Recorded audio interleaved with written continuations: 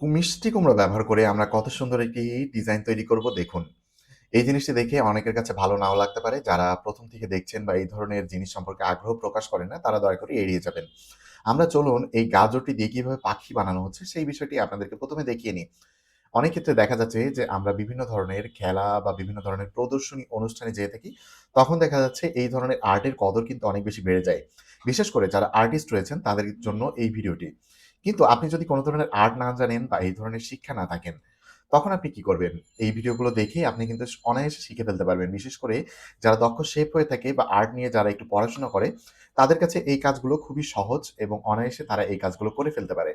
কিন্তু কখনোই তারা এই বিষয়গুলো আপনাকে শিখাতে চাবে না।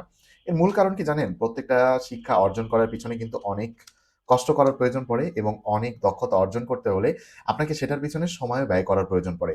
আপনি একটা কথা চিন্তা করুন যে আপনি যেই জিনিসটা অনেক পরিশ্রম করে শিখছেন, সেই জিনিসটা সহজেই কি আপনি অন্যকে শিখিয়ে দিবেন? দক্ষ একজন শেফ চাইলেই কিন্তু সে যে কাউকে এই বিষয়গুলো শিখাতে পারে। যদি সে এই বিষয়গুলো সবাইকে শিখিয়ে দেয়, তখন তো আপনি আর তার কাছে যাবেন না বা তার খাবার খাওয়ার প্রতিও আগ্রহ দেখাবেন না। বাড়িতে বসেই এই ধরনের খাবার বা বানিয়ে নিতে চাইবেন বা এই ধরনের ডিজাইন করে নিবেন। তো এই জিনিসগুলো যেহেতু কেউ আপনাকে শেখায় না, আমরা চেষ্টা করি যে এই ভিডিওর মাধ্যমে আপনাদের কাছে পৌঁছে দিতে। যেন আপনারা বাড়িতে বসেই এই ধরনের চমৎকার কিছু আর্ট এবং ডিজাইন বানিয়ে ফেলতে পারেন। এই ভিডিওগুলো সবার জন্য নয়, আমি আবারও বলে নিচ্ছি।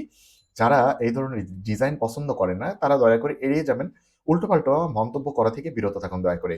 এই জিনিসগুলো অনেকের কাছে অনেক বেশি প্রশংসনীয় এবং পছন্দনীয় হয়ে থাকে এবং অনেক মানুষই এই জিনিসগুলো নিজের বিভিন্ন অনুষ্ঠানে প্রদর্শন করে কিংবা কোনো ধরনের যেসব প্রোগ্রাম থাকে যেখানে এই জিনিসগুলোর কদর বেশি থাকে, সেখানে চাইলে আপনি এটি প্রদর্শন করতে পারেন এবং এই কাজটি বেশ সহজ।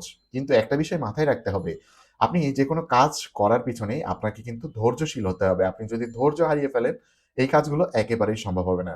কত সুন্দর একটি ডিজাইন তৈরি করা হয়েছে দেখুন, শুধুমাত্র সবজি ব্যবহার করে। বিশ্বাস হচ্ছে তো এখন?